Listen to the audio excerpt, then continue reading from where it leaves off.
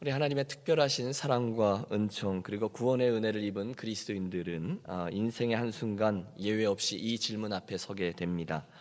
그렇다면 과연 이제 내가 무엇을 어떻게 해야 하나님 앞에서 의미 있는 인생을 살아가게 될 것인가? 주님을 위해서 사는 삶이 의미 있는 것이다 라고 말씀하시는데, 과연 내가 뭘 해야 주님께 아름답게 사용될 수 있을 것인가? 그렇죠. 진지한 그리스도인이라면 누구나 이 질문을 피할 수 없습니다. 그러나 그 질문, 그 고민에 결국에 가서 연약한 우리는 곧잘 이렇게 되뇌이곤 합니다. 하지만 그렇듯 하나님께 놀랍게 사용되는 사람들은 아주 특별한 사람들이던데, 오늘 나처럼 이렇게 평범한 사람이 뭐 얼마나 할 수 있겠는가? 관두자, 나는 평범한 사람인데 뭐. 이 아침에 저는 어제와 동일한 본문을 조금 다른 각도에서 살펴보면서 성경 안에 등장하는 인물 가운데 매우 특별했던 저 엘리야의 인생을 살피면서 은혜를 나누려고 합니다. 엘리야를 기억하시리라 믿습니다. 구약 성경에 나오는 하나님의 위대한 선지자, 아합과 이세벨의 통치 기간 중에 하나님을 멀리했던 이스라엘을 다시금 하나님께로 이끌었던 불세출의 지도자였습니다. 특별히 열왕기상 18장에 기록된 갈멜산에서의 그 영적인 전투는 엘리야 선지자가 얼마나 놀라운 사람이었는지, 그가 얼마나 담대한 믿음을 갖고 또 그 믿음에 하나님께서 어떻게 불러응답하셨는지를 잘 말해주고 있습니다. 기억하시죠? 아합 왕에게 공개적으로 도전해서 참 하나님과 바알 중에 누가 참 신인지 가려봅시다. 단신으로 바알과 아세라의 수백 명의 선지자들과 대결합니다. 그리고 우리 알듯이 그곳에서 하나님께서는 당신의 살아계심과 그리고 당신의 능력과 영광을 마음껏 드러내셨고, 동시에 당신의 사람 엘리야의 이름을 한없이 높여주셨습니다.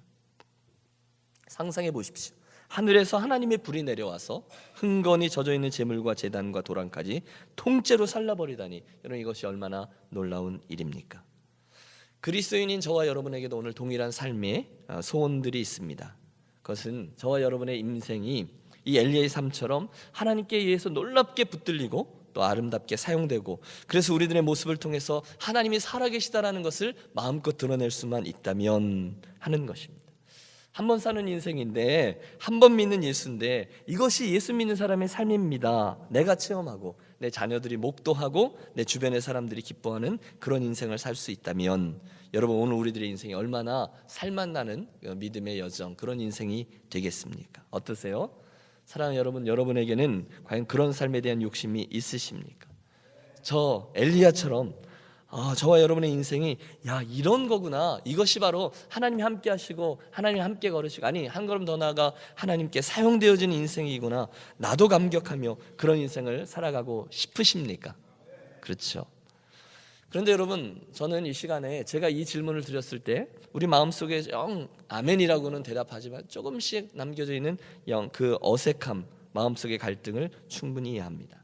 저와 여러분은 조금의 주저함도 없이 그럼요 목사님, 저는 하나님의 의해서 놀랍게 사용되기를 정말로 원합니다. 누가 그런 꿈을 꿔보지 않았겠습니까? 그런데 그렇게 이야기하고 싶은데 쉽게 예라고 크게 이야기하지 못하는 이유가 하나 있습니다. 그것은 저와 여러분이 종종 우리들의 한계를 너무 잘 알고 있기 때문이죠. 하나님의 위대한 일이라는 그 말 앞에 저와 여러분들의 한없이 작아지는 내 모습을 종종 발견합니다. 대답이 쉽지 않아요.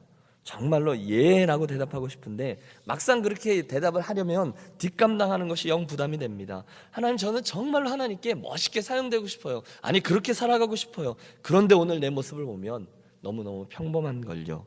저는 한없이 작은 건요. 그런데 제가 뭐 얼마나 대단한 일을 할 수 있겠습니까? 하나님, 그냥 솔직히 말씀드리면 하루하루 믿음 지키며 살아가기만도 버겁습니다. 여러분, 누구나 이렇게 반응하기 쉬운데 그건 사실일 거예요. 저도 여러분도 평범한 사람입니다. 그러니 그런 평범한 사람이 뭐 얼마나 특별한 일을 해낼 수 있겠습니까? 그런데 재미있는 것은 오늘 우리들에 대한 본문의 말씀이 그런 식으로 생각하고 있는 우리들의 고정관념을 여지없이 깨고 있다는 것입니다. 우리는 엘리야가 보통 뛰어난 사람이 아닐 거라고 생각합니다. 하늘로서부터 불을 내렸습니다. 까마귀가 물어다주는 음식을 먹고 살았습니다. 죽은 아이도 살렸습니다. 심지어 죽음을 맛보지 않고 하나님이 보내주신 불병거를 타고 하늘로 승천하기까지 했습니다. 그의 삶은 정말 놀라운 일들로 가득 차 있었어요. 대단하다, 엘리야는 어떻게 그런 위대한 인생을 살 수 있었을까? 우리 그렇게 감탄하지만 그 뒤에 그에 비하면 나는 말이야 하고 지레 주눅이 듭니다. 그 이야기는 성경에 나오는 위대한 인물 엘리야의 이야기지 오늘 나오는 별로 상관이 없는 이야기라고 생각해요. 그런데 오늘 야고보서의 본문은 이야기합니다. 뜻밖에도 엘리야는 우리와 성정이 같은 사람이로되. 우리와 성정이 같다는 거예요. 평범한 사람이라는 거예요. 여러분, 하나님께서 그렇다 말씀하셨으면 그런 거죠. 그렇다면 우리는 다른 생각할 것 없습니다. 엘리야는 영적인 슈퍼맨이 아니었다는 것을 기억합니다. 우리와 똑같은 평범한 성정이 같은 사람이었다는 거예요. 그런데 어느 날 하나님에게 의해서 특별히 사용된 사람이었다는 것을 유념하자는 것이죠. 그렇다면 우리에게 드러난 원리는 매우 분명합니다. 오늘 저와 여러분의 평범함이 하나님을 맛보고 하나님과 함께 걸어가며 다른 이들에게 이것입니다, 이것이 예수 믿는 자의 삶입니다라고 특별히 보여지는데, 사용되어지는데 아무런 문제가 없다는 것입니다. 우리들의 평범함이 하나님의 특별함 앞에 아무 문제가 되지 않아요. 이 아침에 저는 저와 여러분에게 이 말씀이 귀한 격려가 되시기를 바랍니다. 엘리야뿐이 아니었어요. 사도 베드로, 사도 요한, 너무도 평범했던 팔레스틴의 촌부들입니다. 여러분, 사도행전 3장을 보시면 그들의 성령 충만해서 나면서부터 안전병이었던 일을 고쳐주는 일을 우리 대하죠. 그들이 끌려가고 솔로몬의 행각에 사람들이 모였어요. 그 일로 인해서 재판을 받습니다. 그때 베드로가 일어나서 담대히 자기를 복음으로 변호합니다. 그때 사람들의 반응이, 저희가 베드로와 요한이 기탄 없이 말함을 보고 그 본래 학문 없는 범인으로 알았다가 이상하게 여기며, 범인으로 여기며, 즉 평범하게 생각했다는 거예요. 아니 어떻게 저런 사람이 저렇게 놀라운 말을 할 수 있을까? 자, 그렇다면 이 점을 염두에 두고 오늘 저와 여러분을 살펴보시죠. 저와 여러분은 그렇게 뛰어난 사람은 아닐 것입니다. 아주 평범한 사람일 것입니다. 그래서 나는 곧장 이런 나를 통해서 하나님이 무슨 일을 하실 수 있겠어라고 생각해요. 그래도 빌리 그레함 정도나 또는 모세나 또는 무디나 그 정도는 되어야 하나님 뭘 하실 수 있지라고 아예 마음 먹지도 않아요. 그냥 평범하게 내 신앙 잘 지키면서 살다가 하나님 나라 가면 다행이지 뭐. 그러면서도 속으로는 위로합니다. 나는 엘리야도 아닌 걸, 나는 무디도 아닌 걸. 그러나 여러분, 반복하지만 저는 이 본문의 말씀을 통해서 여러분과 함께 이 말씀에 도전 앞에 섭니다. 엘리야는 우리와 성정이 같은 사람이로되. 저와 여러분이 하나님의 영광을 드러내는 삶을 위해서는 특별한 자격 요건을 갖추어야 될 필요가 없다는 것입니다. 일부러 엘리야가 되실 필요가 없어요. 여러분, 그런 부담에서 자유하십시오. 우리는 사도 바울처럼 특별해야 될 필요가 없어요. 다만 저와 여러분 자신, 너무도 평범한 그 모습 그대로를 가지고 하루하루를 살아가는 삶 속에서 하나님을 체험하고 하나님을 드러낼 수 있다는 것입니다. 그러면 궁금하죠. 그러면 어떻게 그럴 수 있습니까? 평범했던 엘리야가 어떻게 그렇게 특별한 삶을 살 수 있었습니까? 그의 삶의 비결이 저는 열왕기상 18장 그 갈멜산에서의 전투에 나오는 그의 기도에서 드러날 수 있다라고 믿습니다. 바알과 아세라 선자 수백 명과 온 이스라엘이 지켜보는 자리에서 그는 하나님 앞에 이렇게 기도합니다. 여러분 잘 들어보십시오. 아브라함과 이삭과 이스라엘의 하나님 여호와여, 주께서 이스라엘 중에 하나님 되심과 내가 주의 종이 됨과 내가 주의 말씀대로 이 모든 일을 행하는 것을 오늘날 저들로 알게 하옵소서. 불을 내려달라는 기도인데 이렇게 이야기하는 거예요. 풀었으면 이겁니다. 하나님, 지금 이 단에 불로 응답하시는 하나님의 역사를 통해서 첫째, 하나님이 참신이라는 것과 둘째, 제가 하나님의 사람이라는 것과 셋째, 내가 지금 하나님께서 명하신 일을 말씀대로 행하고 있다라는 사실이 드러나게 해 주십시오라는 기도입니다. 여러분, 이해가 되십니까? 지금 엘리야가 하고 있는 이 모든 일이 그에게서 시작된 것이 아니라 하나님에게서부터 시작된 일입니다라는 것을 증명해 달라는 기도예요. 그는 하나님이 하라고 한 대로 지금 순종한 것뿐이라는 거죠. 여러분, 성경을 보시면 수없이 반복되는 기적의 공식이 나옵니다.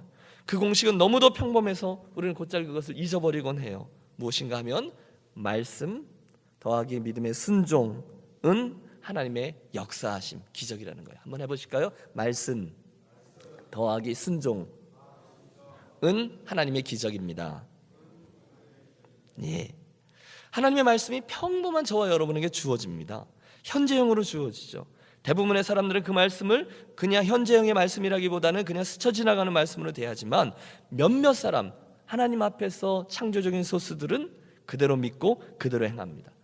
보리떡 5개와 물고기 2마리를 내게로 가져오라 하면 숫자와 관계없이 가져다 드립니다. 지난 주간에 있었던 말씀 기억하세요? 오라 하시면 풍랑이건 말건 상관없이 발을 내뻗습니다.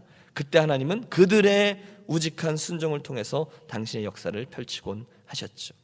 오늘 엘리야도 마찬가지입니다.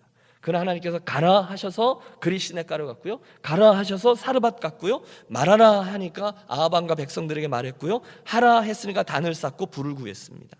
하나님이 그렇게 말씀하셨으니까 당연히 그렇게 하실 거야, 뭔가를 하시겠지 하고 토 달지 아니하고 그냥 순종했다는 거예요. 그것이 바로 우리 앞에 똑같은 성정이 같은 사람 엘리야가 하나님의 특별한 사람으로 설 수 있었던 가장 중요한 이유입니다. 순종은 믿음에서 나옵니다.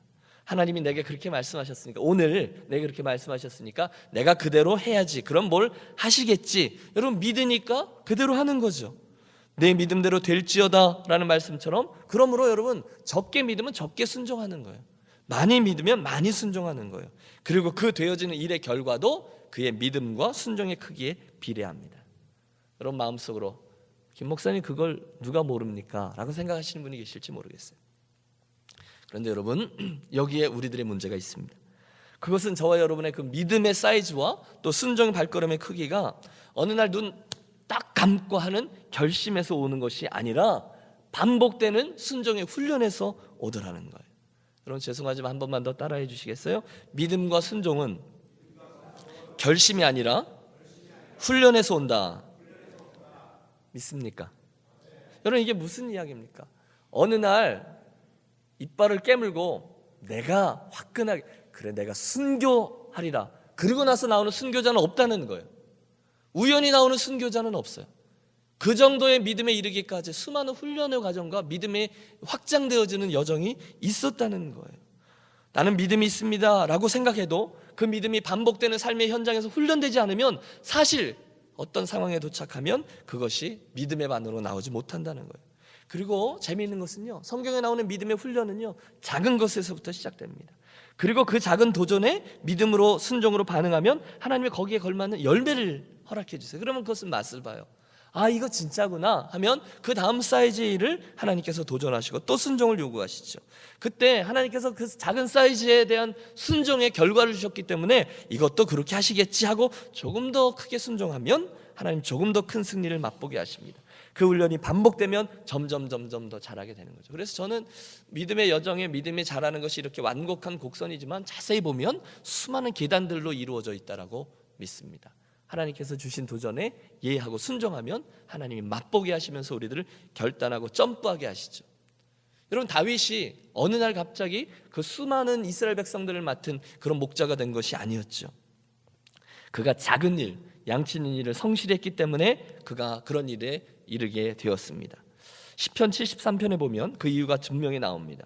또 그 종 다윗을 택하시되 양의 우리에서 취하시며 젖 양을 지키는 중에서 저희를 이끄사 그 백성인 야곱 그 기업인 이스라엘을 기르게 하셨더니 이에 저가 그 마음의 성실함으로 기르고 그 손의 공교함으로 지도하였도다.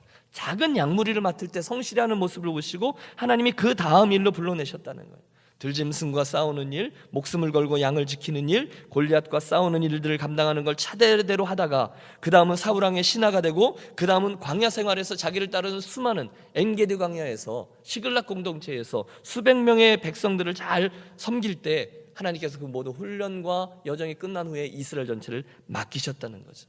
다니엘과 세 친구도 똑같죠. 어느 날 그들이 풀무불 앞에 서게 되는 게 아니에요. 자그마한 음식 문제에서 승리하고 우상 앞에서 절하는 부분으로 차례차례 올라갔던 믿음과 순종은 결심이 아니라 훈련의 반복으로 인해서 가능하게 되었다는 거예요. 그렇다면 오늘 저와 여러분 삶의 이야기를 그대로 가져가 보시죠. 여러분 이민 생활이 별일들의 연속이잖아요. 이 일이 마칠 때 되면 저 일이 일어나고 또 저 일이 마칠 때 되면 또 저렇고요. 교회도 마찬가지인 것 같아요. 이 일이 마칠 때 되면 또 다른 일이 있고. 그래서 종종 그런 어리석은 생각을 해보곤 해요. 하나님도 참 되게 별일이 많은데 왜 그렇게 하실까? 나를 그냥 정말로 사랑하신다면 앞으로 10년쯤 있을 일들을, 앞으로 내게 주실 훈련들과 선택의 상황들을 미리 좀 쫙 알려주시면 내가 이렇게 오늘 마음고생하며 살지 않을 텐데 왜 미리 가르쳐 주시지 않고 그때마다 고민하게 하시고 기도하게 하시고 그러는 걸까? 쓴웃음을 지어봅니다. 여러분 그런 생각 안 해보셨어요? 도대체 하나님의 뜻은 어디 있는 거야? 도대체 하나님 왜 나를 이렇게 힘들게 하시는 거야? 그냥 속 시원하게 미리 좀 알려주시면 내가 승승장구하며 믿음의 길을 갈 수 있을 텐데. 여러분 맨 처음에 강원도 길을 떠날 때 하나님께서 미리 저에게 나타나셔서 사랑하는 아들아, 내가 한 5년쯤 지난 후에 너를 캐나다로 옮길 거고 거기서 6년 반쯤 지나면 다시 미국에 가서 공부시켜 줄 거고 한 3년쯤 있으면 달라스 가 있을 거고 그 다음에 또 한 8년 반쯤 있으면 LA 가서 섬기게 될 거야. 미리 힌트를 주셨으면 여러분 제가 얼마나 좋겠어요. 그럼 지금 머릿속도 굉장히 많을 텐데 중간중간에 고민하게 하시고 기도하게 하시고, 하나님은 절대로 그렇게 하지 않으시잖아요. 하나님은 누구보다도 저를 더 잘 아세요. 여러분, 만약에 하나님께서 저의 앞길을 미리 다 알려주시고 보여주셨다면 제가 어떻게 되었을까요? 저는 10중 8구 절대로 하나님께 나아가 매달리거나 간구하지 않았을 겁니다. 절대로 기도하지 않았을 거예요. 저는 하나님의 은혜와 간섭을 가슴 졸이면서 구하지도 않았을 거예요. 그냥 다 내가 하는 것인 양 교만하게 팔짱 끼고 폼 재면서 왜 그렇게 되는 거야 그러면서 살았을 거예요. 그렇기 때문에 하나님은 제 삶의 훈련 과정을 미리미리 보여주지 않으시고 순간순간 씨름을 하게 하시고 당신께 묻고 의뢰하고 보여주시는 것만큼 순종하고 그러면서 살아오게 하셨습니다. 장황하게 말씀드렸는데 엘리야도 그랬다는 거예요. 하나님이 엘리야에게 미리 말씀하지 않으셨어요. 엘리야야, 아합왕에게 가서 앞으로 3년간 가뭄이 있고 또 언제쯤 다시 가서 이제는 다시 비 올 거라고 말해라. 가뭄의 중간쯤에 내가 너를 그릿시냇가로 보냈다가 사르밧 과부에게 보낼 건데 몇 월 며칠쯤에 그 죽은 사르밧 과부의 아들을 살리게 될 거고 바알과 아세라의 선지자들과 싸우게 될 텐데 걱정하지 마. 내가 불을 확 내려줄 거니까. 그 다음에 내가 철없이 로뎀나무 아래 가서 그 다음에 불병거를 보내. 하나님께서 미리 말씀해 주지 않으세요. 그때마다 말씀하시고 그때 엘리야가 순종의 발걸음을 걸어갈 때 그에게 하나님의 기적들을 보여주시면서 그 삶의 순간순간에 모자이크들이 모여서 위대한 하나님의 사람 엘리야의 모습이 형성된 것이죠. 요즘에 새로운 곳에 왔으니까 신방을 가는데 대부분 우리 권 목사님이나 또는 유 목사님하고 같이 갑니다. 특별히 병원 같은데 제가 낯선이니까 이런 병원 같은 곳을 가면 의논하죠. 권 목사님 거기 아시죠? 그럼 권 목사님이 10중 8구 이렇게 얘기합니다. 예, 압니다. 그 다음에 그런데 제가 길치라서요. 이제 이렇게 얘기를 해요. 그럼 어떻게 하냐면 꼭 내비게이션을 켭니다. 그리고 그거 따라서 가는 거죠. 그렇게 다녔다는 거예요. 그런데 여러분 그 말이 맞는 겁니다. 내비게이션을 켜고, 그런데 이제 어제도 제가 경험했는데 이게 가끔 이 내비게이션이 우리들 예상과 다르게 우리들 이끌 때가 있죠. 그런데 그때 좋은 방법이 있어요. 그것은 잘 아시는 분하고 같이 가는 거예요. 그러면 정겹게 이야기를 하면서 그분이 좌회전하십시오, 다음 신호에서 우회전하십시오. 그러면 너무너무 쉬워요. 그냥 그대로 가면 되고, 저는 호젓한 캘리포니아의 이런 완만한 산등성도 보고요, 좋은 날씨도 보면서 걸어갈 수 있어요. 저는 이 이야기 속에서 아주 중요한 그리스도인의 삶의 원리가 하나 드러난다라고 믿습니다.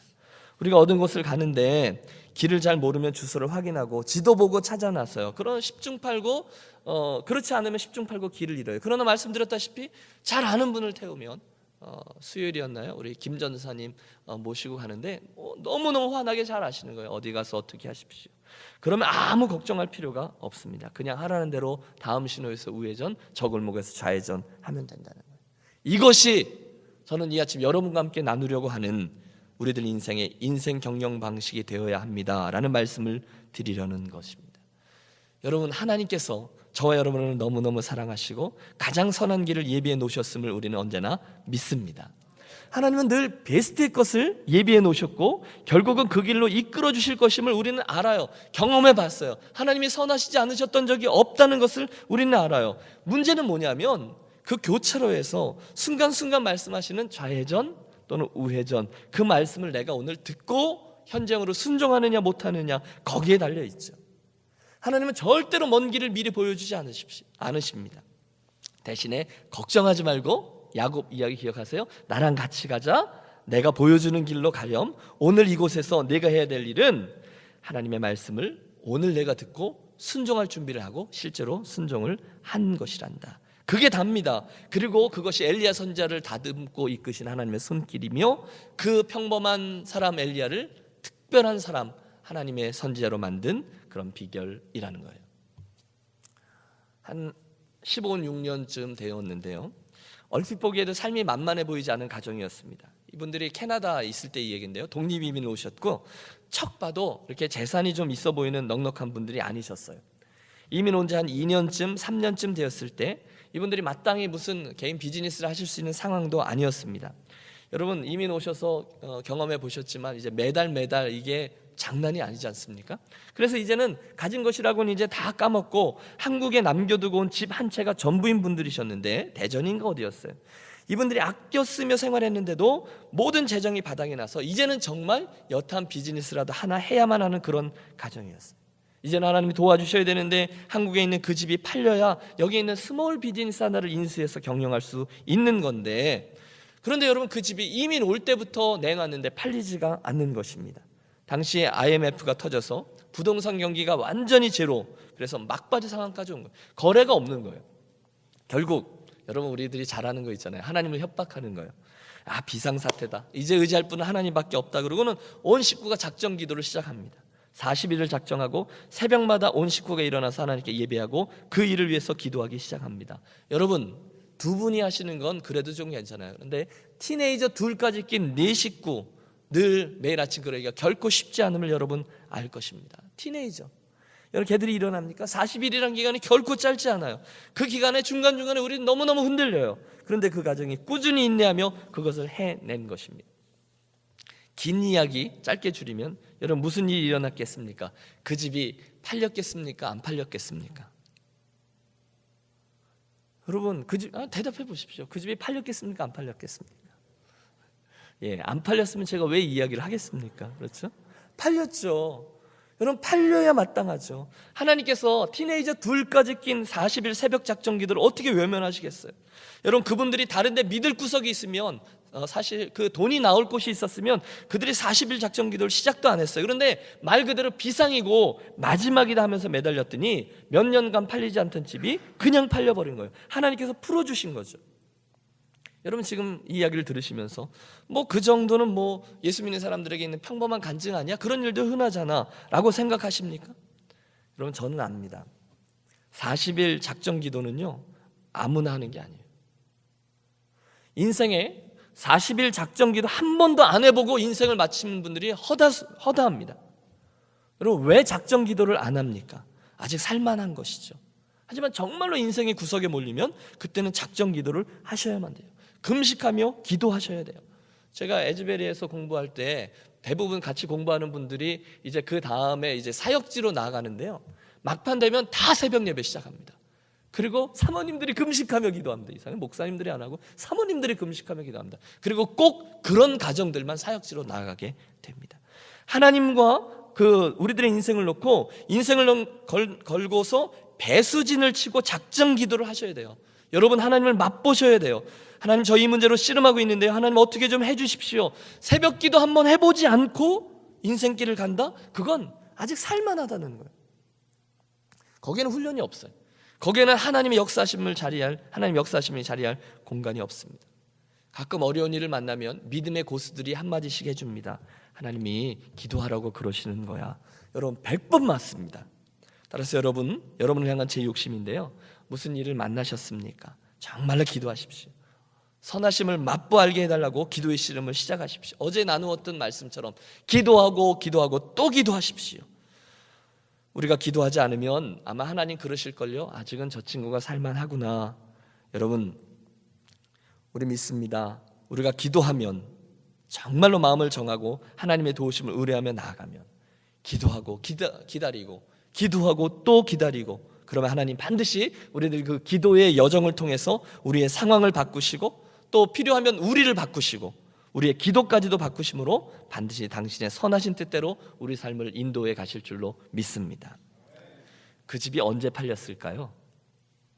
여러분 제가 보통 얘기면 이렇게 소개하지도 않습니다. 그 집은 바로 그 집에 40일 작정 기도가 마쳐지는 날, 바로 그날 팔려버렸어요. 언제요? 마지막 날입니다. 그 마지막 기도를 마치고 그날 전화가 온 거예요. 정말로 여리고성 앞에서 이스라엘 백성들이 끝까지 순종하잖아요. 입을 다물고 하라 그랬잖아요. 궁시렁대지 않고 끝까지 순종한 후에 마지막 순간에 와 하고, 하나님 이제 다 했습니다. 하나님께서 하라고 하신 대로 했습니다. 이제 하나님 하실 차례입니다. 와 했을 때 성곽이 무너져 내렸듯이 그 가정의 기도, 작정하고 무릎을 꿇은 그 기도가 마쳐지던 그날 드디어 하나님께서 일하신 거예요. 팔려버렸어요. 여러분 감격스럽지 않으십니까? 남의 집이 팔려서 별로 감격스럽지 않으십니까? 여러분, 저는요 그분들이 기도하는 걸 알고 있었어요.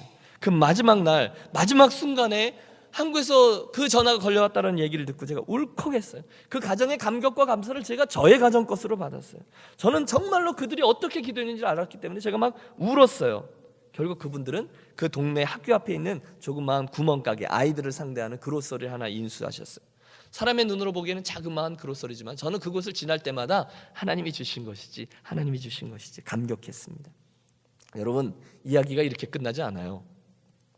아직까지 제 마음에 생생히 남아있는 하나님의 보너스가 하나 더 있었는데, 그것은 그 과정을 통해서 그 가정에 있는 2명의 티네이저 아이들이 하나님의 살아계심을 분명히 체험하고 고백하게 된 축복입니다.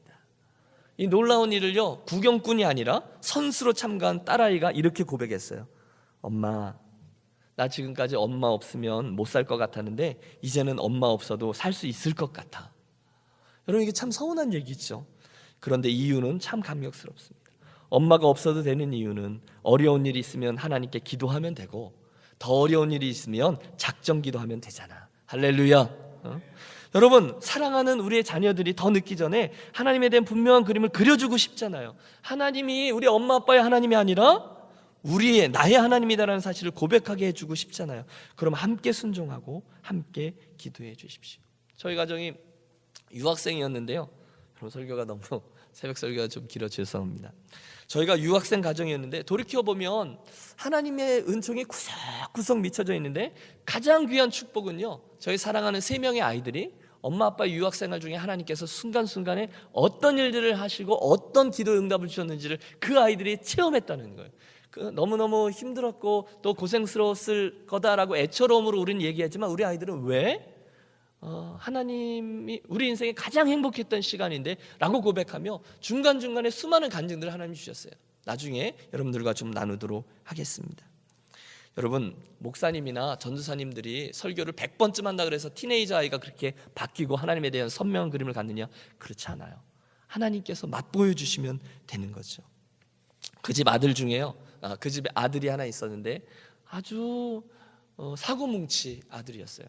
정말로 중간에 막 한국으로 도망가고요, 나는 여기서 안 살겠다 그러던 아이였어요. 연일이란 친구인데, 근데 그 아이가 이 경험을 하면서 이렇게 고백합니다. 소름이 끼치네. 하나님이 사실이라는 것을 그 친구가 넉넉히 경험한 거예요. 그 아이를 하나님께서 그 과정을 통해서, 긴 이야기인데요, 추적하시고 변화시키셔서 하나님의 아름다운 사역자로 세워주셨습니다.